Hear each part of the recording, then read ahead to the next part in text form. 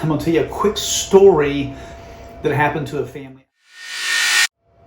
To make full disclosure here, we do not sell, install, or build safe rooms, panic rooms, or tornado shelters. And I think it's important because we do a piece of that is not the actual room itself. And we put in security systems for politicians, banks, music stars, all types of people with notoriety. And everyone has different needs. But if you are considering getting a panic room or a safe room or a tornado shelter, or you're expecting a tornado shelter to be a panic room or a safe room, you need to stick with me through this conversation because I think it's very important. I'm going to tell you a quick story that happened to a family out of Arizona. It ended well, but it could have been a very tragic story. And I'm not going to give you their names. I'm not going to tell you who their business is, but if I told you who they were, you might not recognize the name, but if I told you the business, you would say, oh, I know exactly what company that is. They're in most states. It's one of the largest privately owned corporations in the United States. Anyhow, they now travel with armed security or private protective services. The private protective services do not follow them in a marked car. They do not follow them in any type of an armored vehicle or anything that would look like you can spot it. They want anonymity, and they want anonymity because of the same reason that I'm going to tell you this story. So what happened to this family is the owner, the CEO, the dad, is extremely wealthy. He's built a phenomenal company. They are conservative Christians. I think God was probably watching over them when this happened, but left the office one day, and his driver was driving. Did not at that point have escorts or private protective services working for them. Went to the house, going through the gate. Somebody drives in a car right behind him at the gate. Eventually forces them into the house, holds them in the house for ransom for money.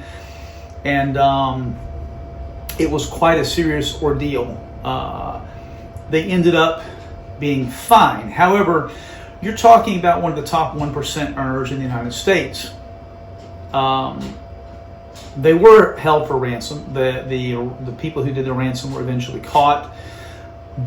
But there's a huge difference between somebody who's a multi-millionaire and you and me. I'm expecting if you're watching this, you're probably like me. I'm not a multi-millionaire.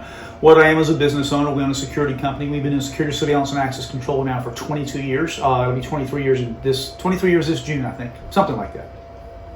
And we've been getting the question over and over and over lately about panic rooms and about safe rooms. Not so much about tornado shelters. I do think people understand, for the most part, that tornado shelters are not panic rooms or not safe rooms. I think a lot of people do not understand what a panic room or a safe room is for, and that's what I want to talk to you about. And I want to talk to you about some things that you need that even people who are building those structures do not understand. And it's a problem, and your safe room could get you killed if you're not using wise thought with regards to this. So let's just get a tornado room out of the way, or a tornado shelter out of the way. There's a couple of different types. I prefer the ones that are built into the ground, have a little dome-shaped top. They're fiberglass. You dig a hole, you put them in there, and then they're pretty easy to get into.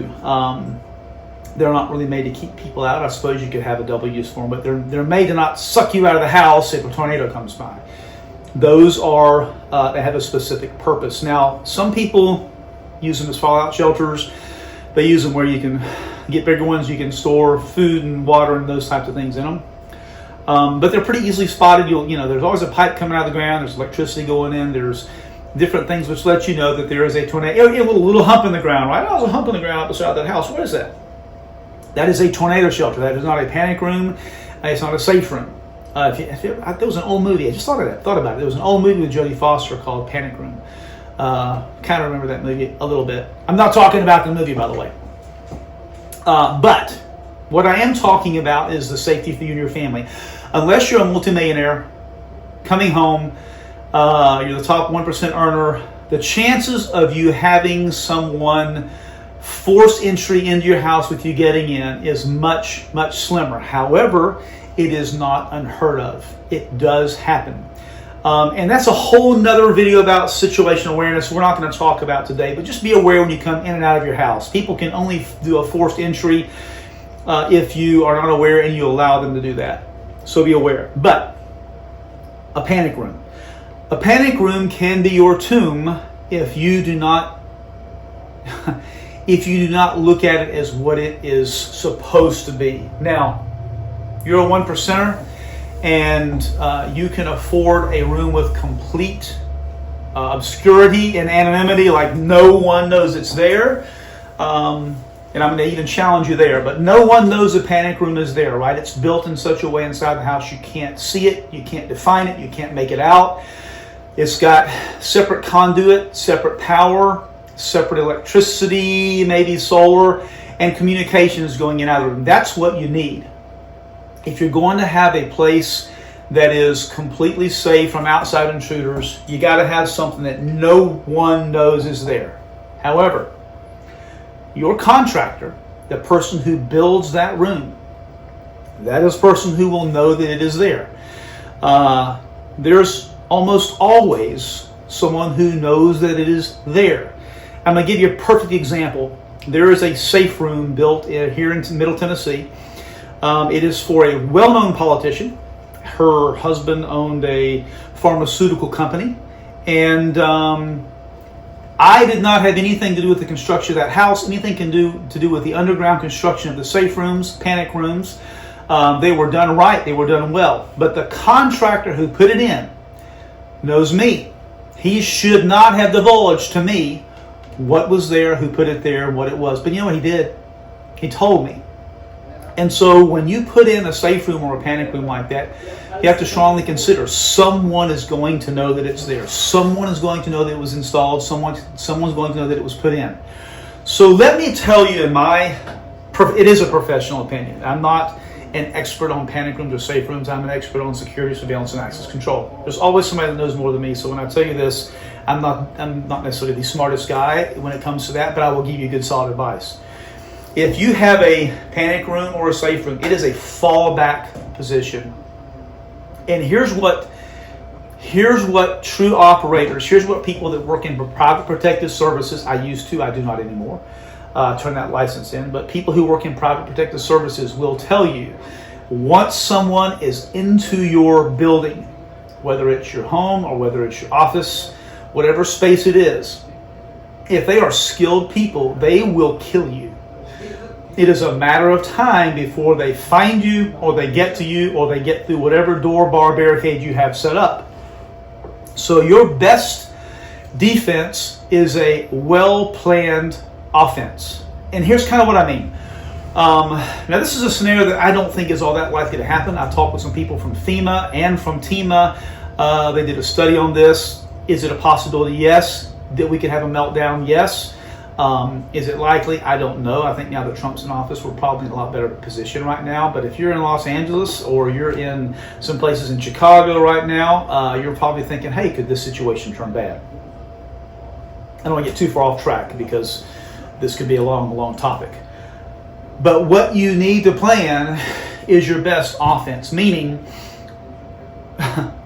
are you willing to shoot marauders off of your neighbor's front porch? Now, I know my neighbors by name. Two of them I really dislike a lot. You come down drunk and you harass my wife, you're going to be on my shit list. But the other piece of that is, do you really know your neighbors very, very well? Your neighbors can be some of your best defense if they are as aware as you are about what's going on. But the truth of the matter is we're not the United States we used to be. Like, we don't know our neighbors quite as well as we used to. But you need to be willing to shoot a marauder off of your porch, preferably off of your neighbor's porch before they get to your house. Because like I said earlier, if you have a good operator or somebody that wants to get in bad enough, they want your guns, money, whatever they think you have. You may not even have any gold, silver coins or money inside your house, but if they believe that you do, and they're hyped up on meth, or they're needing some meth, or they're needing a hit, they will find a way to get in. So, Let's talk about panic room, safe room, and what it is and what it is not. It is a fallback position. If you are not able to be proactive, you are not able to be offensive, and you get on the defensive side, someone gets into your house, and you need a place to scurry away. One is better hope, very, very hope that it is hidden, hope that it is safe, hope that it is quiet. The other is, if you get inside a safe room that is built well, let's say it's built out of brick, steel, and rebar, you're not going to be able to use your cell phone to call out. You better have an alternate means of communication out. So this is where we've come into play in the past. Hey, this is my space. It's a 6x8 space. Some of them are larger, like some of the bunkers that are built in Middle Tennessee by some former politicians. It's a whole level underneath the house. You don't even know it's there. It's 2 levels down. You have to go down to get into the bottom level. Then they do have some ways to be offensive. But once you're in that position, it's bad to be in. Gas, water, fire, a lot of things become your enemy at that point. But let's say you get into that fallback position and you need to be completely defensive. You've got to have some way to get communications out. What we do that's different, is we have a completely separate cellular unit that provides power and communications to a panel. They also have two-way voice. So let's say they're a smart criminal, if there's such a thing, right? There are brilliant criminals. Let's don't call them smart, let's call them brilliant. They get into, or they're going to plan to get into your house. You're a 1%er, they're planning, or they think you have something really valuable inside your house. They're planning.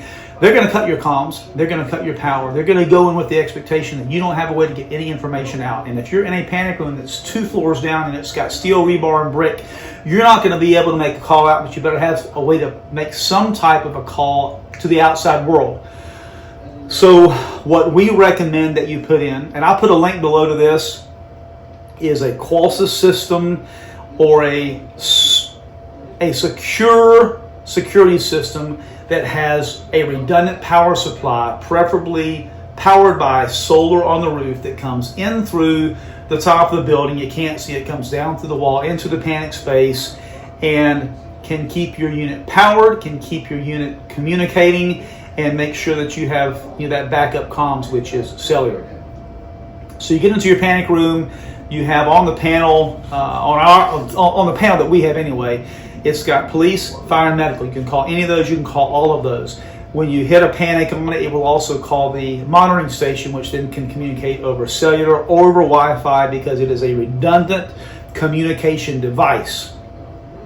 Otherwise, if you get into a panic room or a safe room and you have someone getting in who's really skilled, you will die in that room if you do not have a way to let somebody know that you are in jeopardy. That's just the honest to God truth. Fortunately, most of us are not being watched unless you're a political enemy. Maybe there's political enemies at the state right now. That seems to be happening. But fortunately, most of us are not being watched. We're not in that 1%. We're not in that top earner of the world. And they don't think we're necessarily harboring mounds of gold, silver, or artifacts inside our house. So I hope this helps. If you're planning on getting a panic room or a safe room built, just ask your contractor. Say, hey, as part of these plans, who is providing us the redundant power and who is providing us the backup communication into and out of this panic room or this safe room? You've got to have it, because if you get into that fallback position and you've got no way to let anybody know that you're there, you're dead. You're dead, your kids are dead, your family's dead, because somebody with the intent to harm and steal, they will get what they want from you. And this is kind of a morbid thought, this is kind of a morbid topic, but it's the truth. A lot of people won't tell you this, a lot of contractors don't know it, they're good at building stuff that's strong, but they don't think about all the things you have to have. Hope this is helpful, and if it is, please, we would love for you to like and subscribe. It helps the analytics, helps us, and hopefully you think it's good content.